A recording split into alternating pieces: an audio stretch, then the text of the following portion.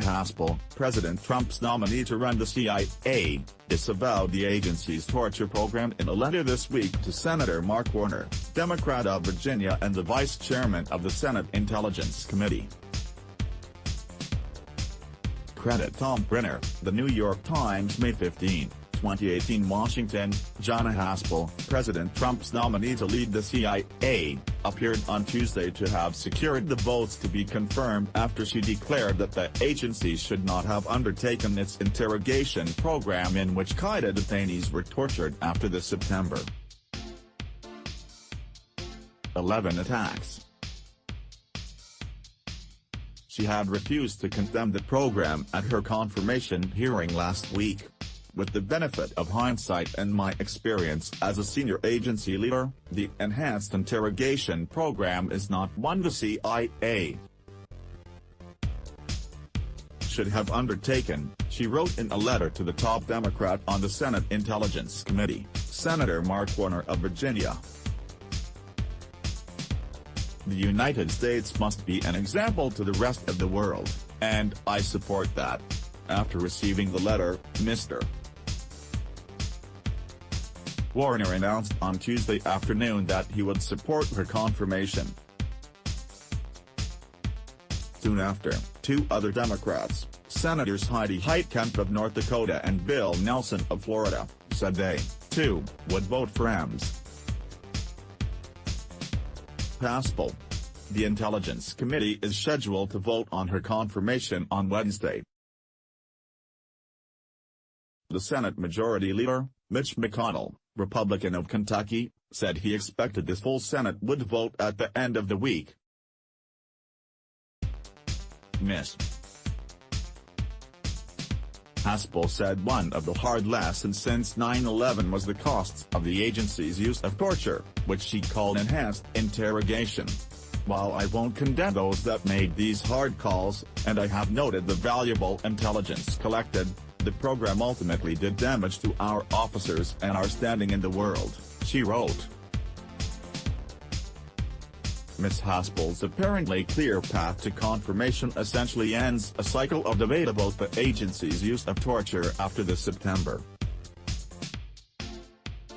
11 attacks, and about the years of investigations and recriminations over human rights and the rule of law that followed, that erupted a new one. Mr.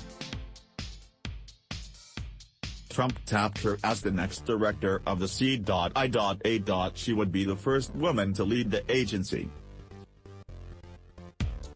But the now likely Senate approval for her is sent to its helm, as a former operative directly involved in the agency's black site interrogation prisons, is weaving that historic moment with a far more ambiguous layer of symbolism. In 2002, she ran a C.I.A.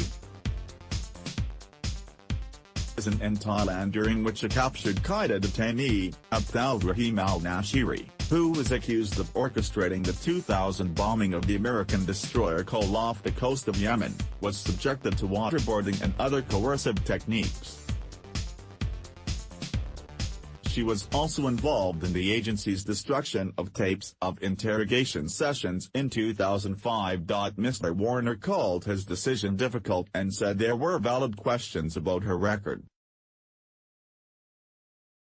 He said he was persuaded, including by things she had said privately about the torture program, and by her support among Obama-era and career intelligence officials, that she would stand up to Mr. Trump if he ordered her to do something illegal or immoral. In her testimony last week, Ms. Haspel had vowed never to restart a detention and interrogation program and said she would obey current law. But she also refused to condemn the agency's defunct torture program and insisted that it had been legal at the time. Her letter, delivered to Mr. Warner along with her written responses to other questions posed by senators, struck a different tone. Still, Ms. Haspel did not acknowledge that she personally had played any role in the detention and interrogation program, details that remain classified. As the acting director of the CIA, she has the authority to declassify those facts, but she has refused to do so, to heavy criticism by some Democrats and human rights advocates. While two Republican senators, John McCain of Arizona and Rand Paul of Kentucky, have expressed opposition to her confirmation, two other Democrats, Senators Joe Manchin III of West Virginia and Joe Donnelly of Indiana, have also said they will vote for her. At the conclusion of last week's hearing, Mr. Warner noted that John O'Brien, who led the CIA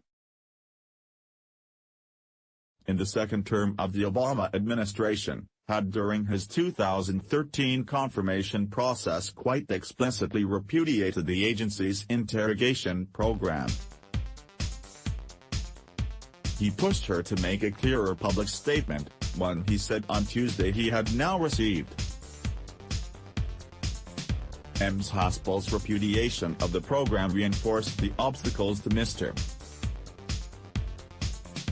Trump's campaign vote to bring back waterboarding and a hell of a lot worse because, as he then insisted, torture works. As president, he backed away from that idea early last year at the urging of advisers including Jim Mattis, the defense secretary, and Mike Pompeo, who's moved to Secretary of State from C.I.A. Director prompted Ms. Haspel's nomination. Ms. Haspel's written responses also briefly addressed other important issues that did not come up at her hearing.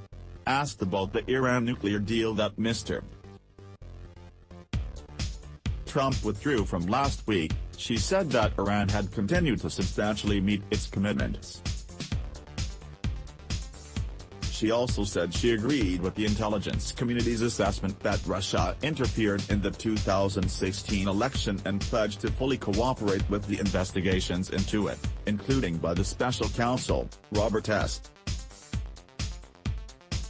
Mueller III. But most of the written questions, like those in her hearing, addressed issues related to the CIA's defunct torture program and her role in it.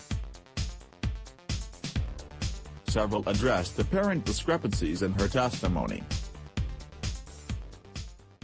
For example, Ms. Haspel had testified that she was briefed about the interrogation program only after a year. But the agency developed its torture techniques in the summer of 2002 and she was running a prison where they were used later that year. Asked about that disconnect, she wrote that she meant she was told about the program a year after President George W. Bush had signed a then classified memorandum of notification authorizing the CIA to capture and detain terrorists after the September 11 attacks. The agency considered its interrogation program to derive from that authority. Ms. Haspel also faced questions about her role in the CIA's destruction, in 2005, of 92 videotapes of detainee interrogation sessions. As chief of staff to the head of the agency's counterterrorism center, Jose Rodriguez, she drafted an order he issued to destroy the records as congressional scrutiny of the program increased. During the hearing, she said only one detainee was depicted on those tapes. But declassified documents have indicated that two of the tapes recorded the interrogations of Mr. Nashiri, the detainee tortured in her custody, and the rest were of another prisoner, Abu Zuba. Asked about that apparent discrepancy, Ms. Haspel disclosed that a CIA lawyer who reviewed the tapes in 2002 found that there were no viewable videotapes of the interrogation of Mr. Nashiri, so only one detainee was depicted on them when they were destroyed. Several of the tapes were blank and two were broken, but it has never been made public which ones. She did not explain how both of the Nashiri tapes were rendered unviewable. The tape's destruction prompted a special investigation by a Justice Department prosecutor, John Durham, who in 2010 apparently recommended against charging either Mr. Rodriguez or Ms. Haspel. The Justice Department has provided to the Intelligence Committee the executive summary of a classified report by Mr. Durham laying out his factual findings and legal analysis. In addition, Senate Democrats have asked the Trump administration to provide a little-known second report by Mr. Durham related to his investigation. It's centered on whether anyone who was interviewed by investigators or testified before a grand jury about the tapes made false statements or committed perjury. Mr. Durham did not charge anyone with such a crime, and it is not publicly known whether anything said by Ms. Haspel, as opposed to some other CIA subject or witness, contributed to his decision to open a follow-up review. While the details of Ms. Haspel's career remain largely classified, her still-secret personnel files have been made available to the Intelligence Committee, and several of the questions to which she delivered written answers this week offered potential hints at their contents.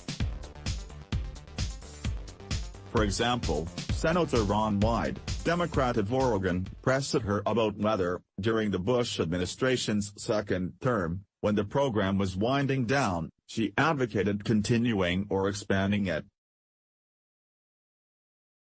She responded vaguely that as a mid-level officer, she believed that interrogating captured terrorists for intelligence about plots was important. The public also does not know whether Ms. Haspel played any role in the CIA's 2003 rendition of Khaled el-Masri, a German and Lebanese citizen, from Macedonia to a secret prison in Afghanistan where he was abused before the agency let him go as an innocent victim of mistaken identity. But several senators asked vague questions in the context of his case. In response, she wrote, "I take full responsibility for all of my actions," adding that one of the hard lessons she learned at